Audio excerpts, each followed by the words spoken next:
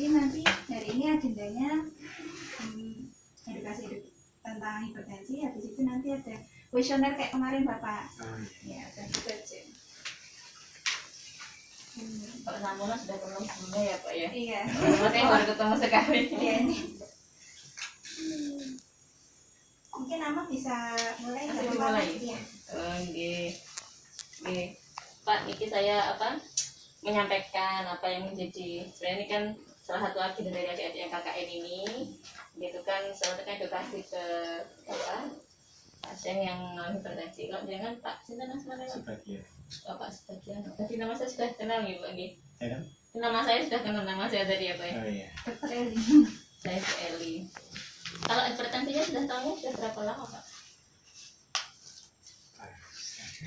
Ya. Ada 5 tahun nggak sampai ini? Dasar. Oh, Pak Rigo harus sangat canggih Pak. Enggak. Jadi ini yang ini.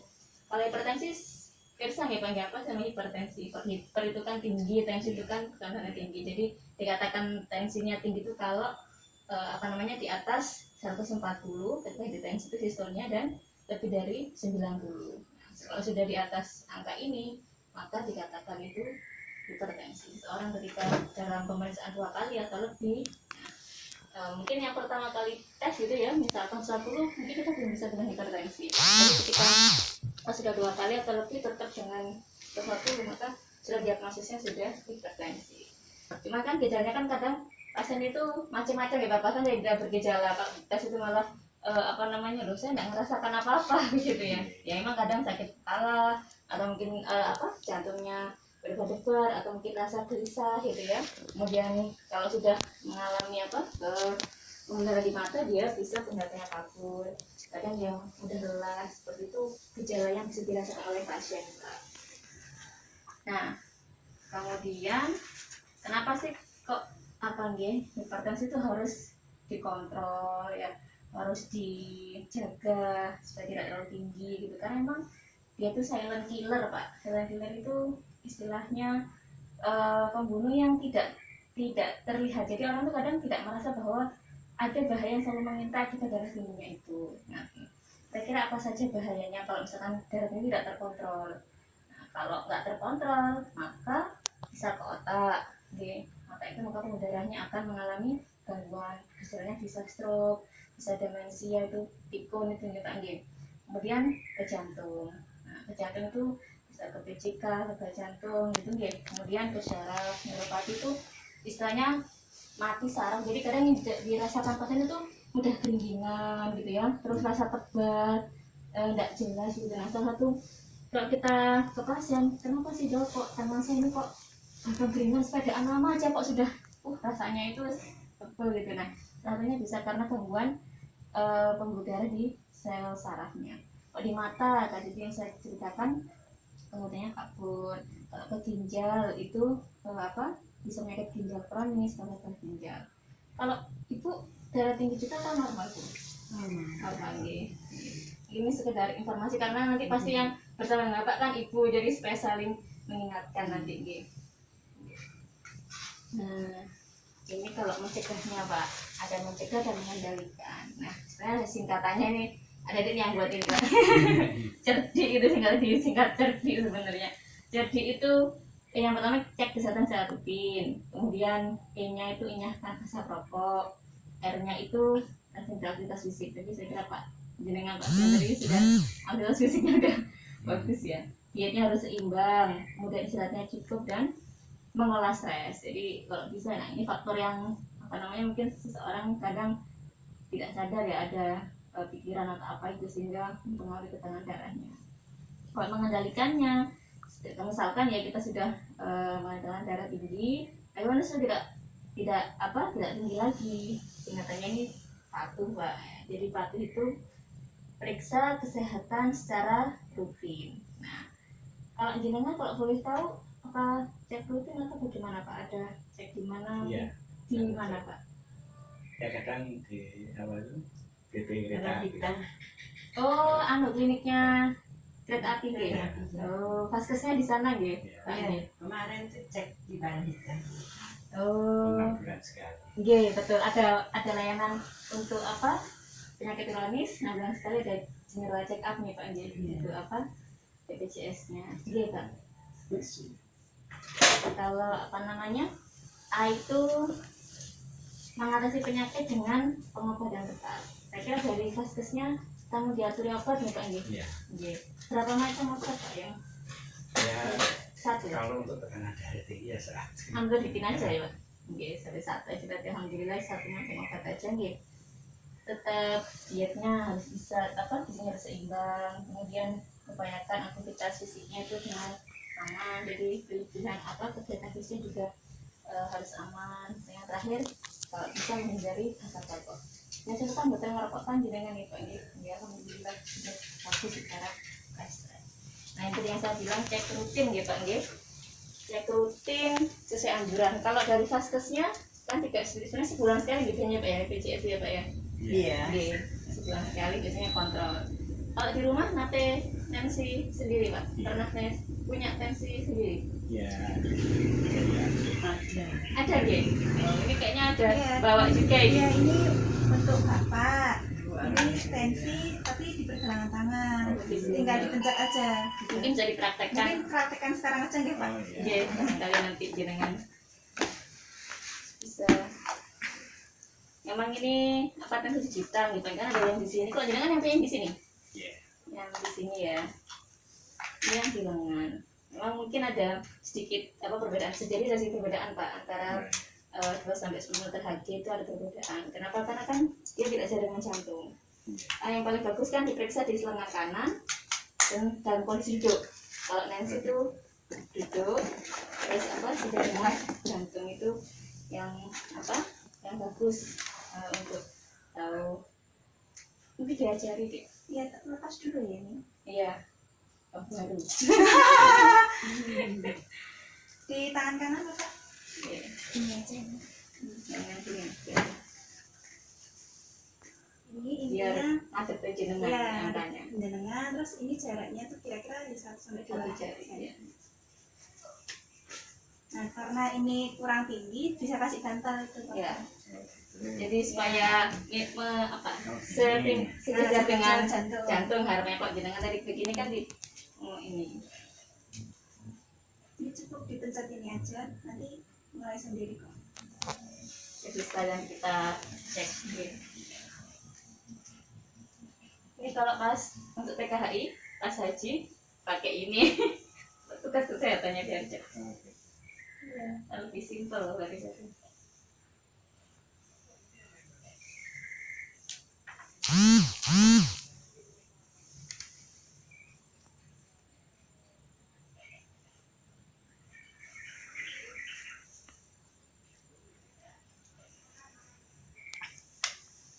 Oh, sudah. Alhamdulillah 156 ya per 80 gitu.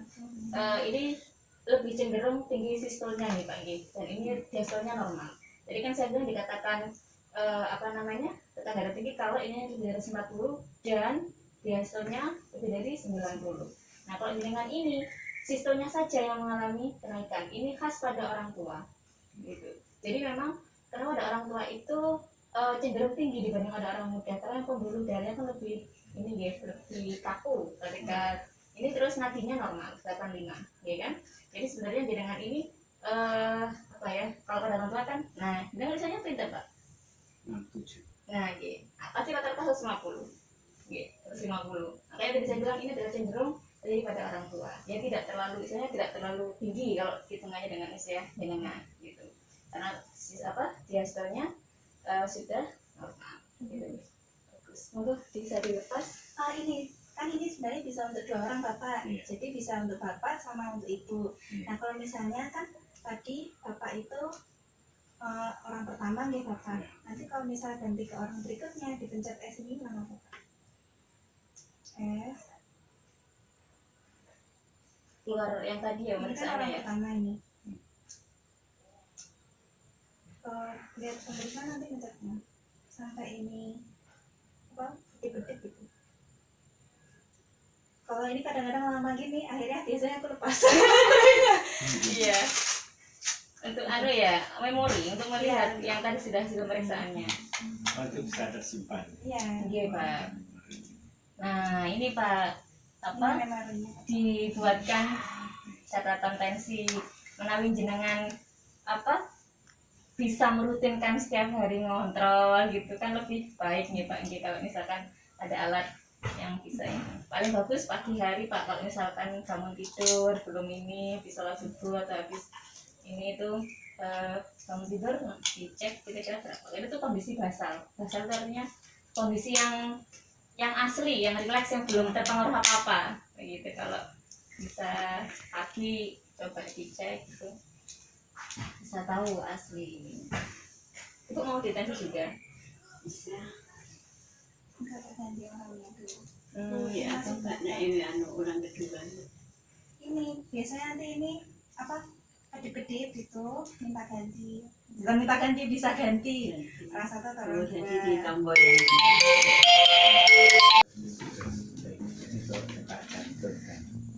yang untuk ring yang oh nggih biar dituliskan. Oh iya. Monggo. Terus di sini aja. Boleh Berapa? 60 sampai 90. 100. Oh, 100 enggak apa ya? enggak apa 60 100 ini itu batas maksimal ya. maksimal 100. Kalau dari 100 namanya kan tidak apa terlalu cepat. Tapi kalau waktu meriksa Kalau untuk yang terendah tetap terendah untuk darah untuk tekanan darahnya 80 ya. dia 120 per 80. Di bawah 60 Pak dikatakan rendah Iya. ya sebetulnya. Kalau kurang dari 60 itu biasanya pusing. Ya rendah nggih. Kalau batas atasnya tadi 140. Nggih. Ini normalnya nih Pak nggih, yang ini Oh, tadi iya. nggih. Nggih. Nah nggih. Ini mungkin diaturkan ke Bapak nanti atau Nanti di akhir nanti saya kasih buku ama. Oh, Jadi isinya iya. yang materi minggu lalu, materi minggu oh ini. oke nanti bisa Iya. dibaca lagi. Boleh dilanjutkan ini? Boleh ama. Jadi yang ini sampun kita nggih Pak nggih, harus cek rutin dan bagaimana target tekan darahnya. Kalau bisa ada harus 50 kurang 90. Jadi nanti kan 158 nggih. Sedikit sudah hampir mencapai target. Tapi saya kira itu tidak masalah karena ini dengan digital gitu. Ada kemungkinan 150 kalau jadi dalam batas normal. Tapi memang harus kalau 150 90 ini apa normal untuk usia di atas 60 tahun. Kemudian berat badan dan lingkar pinggang. Pernah periksa Pak? Atau pernah tahu cara meriksa lingkar pinggang? Oh, nggak pernah jadi Tadi saya nggak bawa ini ya, nggak bawa medline ya. Iya. Lupa pernah saya siapkan. meter Oke, meteran. coba Oke. meteran Nah, itu nah lemari gitu. apa namanya kalau bisa kurang dari 94. Dengan berat badannya berapa Pak? 60 berapa? 60 tinggi badannya? 150 ya. Ya, tapi- 160. Tapi saya kira kalau secara kelihatan kan tidak gemuk ya Pak. Jadi secara faktor resiko yang berikutnya itu dengan normal itu tidak kan harus. Jadi kalau obesitas ya itu lebih sembilan harus dikontrol. Kemudian ini kalau untuk apa? Panduan makannya. Jadi panduan makannya itu ada panduan namanya DAS itu panduan untuk apa? Diet untuk Saya ambilkan. Oke, monggo. Kalau yang untuk ini, nah, jadi kan kalau ada tulang ini ugel-ugel apa kalau misalnya ugel-ugel ya Pak gitu. Nah ini, itu mulai dari situ. Nah ini tulangnya nih Pak. 80 lah, 86. Ya, kok normal nih Pak. Saya cek lebih dari 4 cm Pak. Monggo, atur nuwun. Normal dengan badannya pagi karena Ya, di batas bawah 94. laki-laki di bawah 94. Nggih, yang tadi ini Pak. Tapi ini itu Pak sangat penting kalau saya dibanding selain tekanan darah, salah satu penyebab penyakit sindrom metabolik itu ini yang kadang orang itu tidak ngeh, aku enggak gemuk tapi ternyata perutnya jendil gitu maksudnya. Jadi itu kadang orang itu tidak aware, tidak sadar gitu. Nah, sehingga ini menjadi parameter penting sebagai faktor resiko penyakit sindrom metabolik ya, termasuk diabetes gitu ya, kolesterol gitu. Selanjutnya nih Pak nggih. Oke, terus ini panduan maknya nggih. Kalau misalkan biji-bijiannya itu boleh satu roti. Kalau sereal kering kita kan biasanya pakai nasi ya Pak ya, nasi ya setengah gelas ya. Jadi Setengah gelas nasi masak atau beras? berasnya ya, Berasnya. berasnya ya. Iya. Beras akeh. Oh iya. Iya, tapi kan sehari kan Satu ini ya. hari, satu Oh, hari. satu Iya, hari. satu hari. Bukan sekali makan. Jadi sehari itu kalau berdua berapa gelas mas kalau masak? Paling segelas. Oh, Kalau leres. ya. Sampun leres berarti kan sudah Iya. sesuai. Oke. Kalau sayurannya kalau mentah 1 gelas. Kalau misalkan sudah mateng dimasak setengah gelas atau kalau di jus 3/4 gelas. Biasanya pakai gelas 200 cc itu ya Dik ya? Gelas 250 blimbing. lama. Ya, gelas blimbing ya 150 ya. Gelas blimbing gitu. Kemudian buah jusnya ini bisa di kalau buah segar 1 potong sedang atau kalau 3/4 gelas buah jus 1/4 gelas nih. Kalau buah kering 1/4 gelas. Kalau misalkan buah segar atau yang dipotong itu setengah mangkok itu bisa sehari. Kemudian kalau susu biasa apa buatan Pak? Jarang-jarang. Biasa tidak suka Pak. Kalau misalkan ada susu ya 1 gelas nih sudah cukup. Kalau dikasih dengan keju 1 potong atau 45 gram. Kalau kemasannya 7 gram itu berapa ya? 20 gram ya? 250 Yang gram. yang besar gitu nggih. Sekian. Yang eceran itu Bu. Lupa saya. Itu kayaknya yang kecil itu. Itu yang untuk kejunya. Terus daging kalau tanpa lemak. Kemudian telurnya dihilangkan kuningnya gitu. Jadi satu sepan telur kuningnya yang enggak. Nah, kacang-kacangan bisa. Nah, ini sebenarnya salah kurang ketik ini. 1 gelas apa? Kayaknya 1 ya. Satu hari 1 gelas. 1 gelas itu. Ininya pernya ini salah ketik. Atau kalau misalkan selai 2 sendok ya. Kedelai setengah gelas.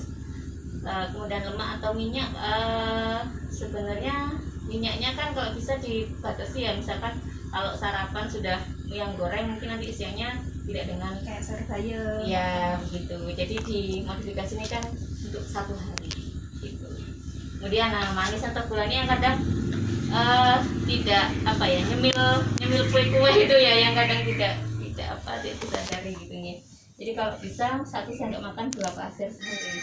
Kemudian kalau garam 1 sendok teh kecil ya, jadi atau kurang dari 6 gram per hari. Ini hitungan 1 hari.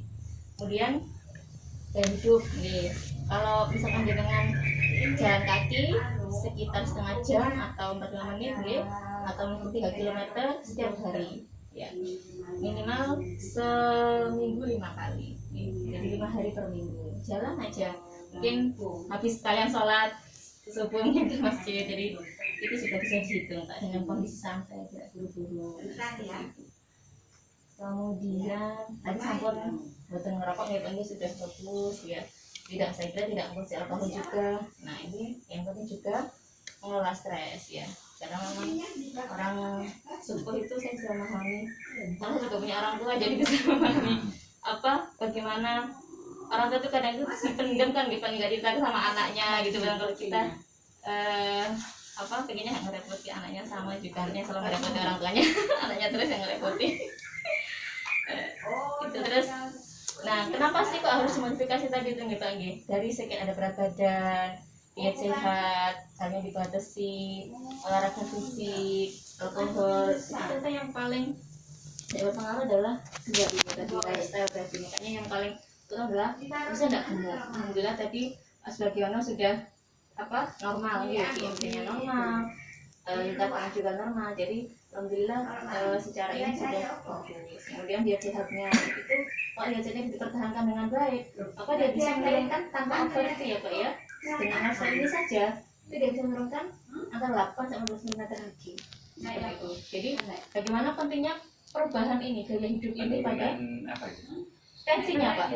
Misalkan asalnya itu 160 kemudian dia disiplin dalam dietnya, disiplin aktivitasnya, itu ketika kontrol 2 minggu lagi itu bisa menurunkan antara 5 sampai 20 mm Hg, dan ini bisa menurunkan 8 sampai 20 mm Hg. Jadi kalau saya edukasi ke pasien itu, apalagi misalkan tidak terlalu tinggi gitu, tidak ada faktor, nggak ada organ target ya, artinya secara lab ginjalnya normal, dia tidak ada merokok, tidak ada PJK, itu lifestyle sangat membantu penurunan tekanan darah. Jadi dengan kita diet sehat, berat itu turun itu sangat membantu menurunkan tekanan darah. kemudian membatasi garam. Ya, kalau bisa ya tidak nambahi atau makan makanan siap saji, aktivitas fisik. Jadi kalau jenengan setiap hari aktivitas ya jalan kaki gitu ya, itu bisa turun sampai 4 sampai 9 liter HG dalam minggu itu. Tidak minum alkohol itu 4 liter HG. Jadi kenapa kalau sekarang itu lifestyle atau pola hidup itu sangat berpengaruh terhadap penderaan darah tinggi. Nah, ini mungkin nanti buat ibu juga, buat jenengan yang satu keluarga itu bagaimana caranya supaya terkontrol di rumah ini tidak terlalu tinggi gitu ya. Kalau bisa ya tidak menambahkan garam. Kalau saya masih suka kok ya Pak. Jadi kurang asing itu ditambahi karena emang kalau masakan kadang garamnya emang pas garam meja gitu. Kalau bisa tidak menggunakan penyedap makanan kalau bisa. Kemudian ini tadi mengukur tensi. Nah, kalau bisa kadar gula darah juga diukur. Kalau yang saya pernah periksa gula darah Pak jangan. Iya. Berikut hasilnya. Tapi normal nih. Insya Allah. Oh iya berarti normal teratur. Kemudian untuk melihat juga apakah mengenai organ lain. ya untuk tahu apakah efek tadi saya bilang itu sinyal mata kulit. Ginjal urin ini kan melihat apa tadi? Untuk meriksa apakah ada komplikasi begitulah Pak di badan. Sehingga tapi saya kira kalau di BPJS itu 6 bulan sekali dapat jatah. Iya. Jadi prolanis ya Pak ya istilahnya ya Pak ya. Iya. Prolanis itu 6 bulan sekali gula darah, kolesterol ya Pak ya. Cek lab ginjal itu dapat. Nah itu kalau jenengan kemarin dapat hasil normal alhamdulillah. Emang itu dilihat Ada satu yang tidak tahu. ya Bang balik kalau dikonsulkan ke saya kalau misalkan udah kalau jenengan dapat 5 miligram kan ya Pak ya 5 ya Pak ya 10 kayaknya. kok sudah 10 ya Pak ya enggak 5 dulu atau Tapi kalau tidak terlalu tinggi di bawah 140 itu sekarang saya. iya betul. Kalau dulu kan dianjurkan untuk minum setiap hari. Iya. Cuma sudah mulai normal kan Pak? Iya. Mungkin ya itu tadi dengan Dulu itu 100 katanya harusnya 120 gitu makanya kok 120 sudah. Tapi kok kayaknya nggak bisa turun cuma 100 sampai 140. Ini sudah bagus 140 itu Pak. Karena juga sudah sepuh juga ya. Kalau 120 tergantung ininya kok sebelum ketika mudanya pernah cek darah juga ya. Kalau dulu darah rendah. Setelah pensiun itu kok badan tambah gemuk ini sudah normal lagi. Ya maksudnya kalau menurut saya agak terlalu berat. Iya. Ya ini kalau obatnya sudah disarankan amlodipin kalau tentu kayaknya ditemukan 5 miligram biasanya tapi memang lihat kontrol rutinnya. Nah ini tadi kalau bisa digunakan terus dicatat gitu kalau itu dimanfaatkan kalau jenengan kan kira-kira dalam ini ya Pak ya di sini derajat 1. Jadi kalau kita ada penggolongan tekanan darah ini kan normal, ini kan normal. Kalau 21 minus 39 ini namanya hipertensi. Ini tidak perlu obat. Kalau tekan di sini itu hanya cukup tadi itu modifikasi gaya hidup. Kalau sudah derajat 1 biasanya sudah dibantu dengan obat. Ada saatnya juga Ini 1 kilo pada bulan ini ya Pak Nggih? Iya.